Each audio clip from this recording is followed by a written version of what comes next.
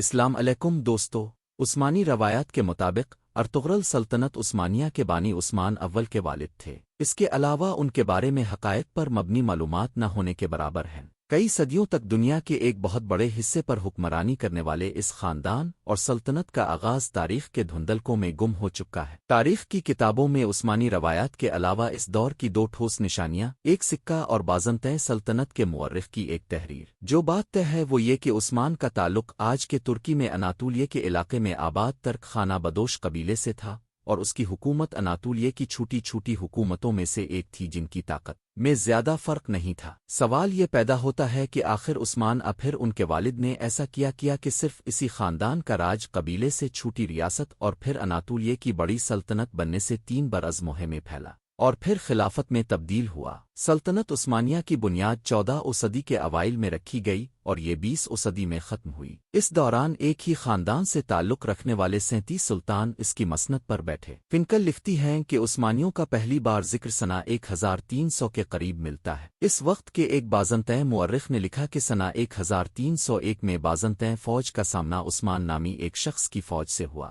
جنگ بافوس کہلانے والی یہ لڑائی قسطنطنیہ استنبول کے قریب لڑی گئی تھی اور اس میں بازنطین فوج کو بری طرح شکست ہوئی، لیکن عثمانیوں کا بازنطین سلطنت کی برابری کرنے میں ابھی بہت وقت تھا، اور جب ایسا ہوا تو اس کے ساتھ ہی ایک خاندان کا اچانک گمنامی سے نکل کر اتنا آگے آنے کے بارے میں کئی کہانیوں نے بھی جنم لیا۔ فنکل لکھتی ہیں کہ عثمان کے دور سے ملنے والا واحد سکہ اگر اصلی ہے تو اس سے ثابت ہوتا ہے کہ ارطغرل یقیناً تاریخی شخصیت تھے۔ اس سکے پر درج ہے جاری کردہ برائے عثمان ولد ارطغرل درج ہے۔ فنکل مزید لکھتی ہیں کہ عثمان کا اپنے نام پر سکہ جاری کرنا ثابت کرتا ہے کہ وہ اس وقت صرف ایک قبائلی سردار نہیں تھے بلکہ اناطولیہ میں اپنے آپ کو سلجوق منگول سلطنت کے سائے سے باہر ایک خود مختار امیر سمجھنا شروع ہو چکے تھے۔